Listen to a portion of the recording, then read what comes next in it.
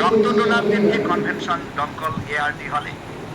আর কয়েক মাস পরেই 2026 নতুন বছর। তারই শুরুতেই 10 থেকে 11 জানুয়ারি মুর্শিদাবাদের সাগরদিঘিতে রাজ্য সম্মেলন। তারই এক প্রকার প্রস্তুতি চলছে ব্লকে ব্লকে।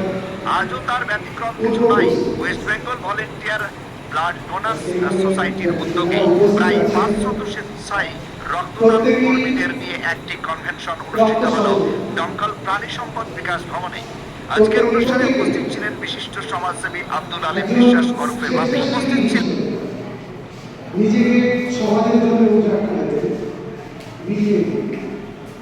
এই রক্তদান করতে গিয়ে আমি দেখেছি অনেকে ধর্মের বিষয়টা অনেকেই মানুষের সব থেকে বড় পরিচয় হচ্ছে তার রক্ত।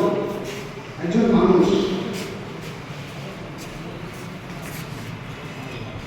মানবতার ধর্মই হচ্ছে সব থেকে বড় ধর্ম।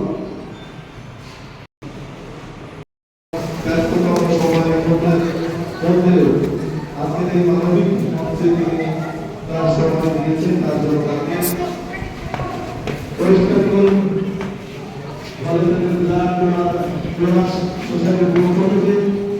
এবং আজকের কনভেনশন মঞ্চের পক্ষ থেকে আন্তরিক শুভেচ্ছা এবং ধন্যবাদ জানাই। এরপর যারা এসেছেন তাদের সকলকে প্লিজ আপনারা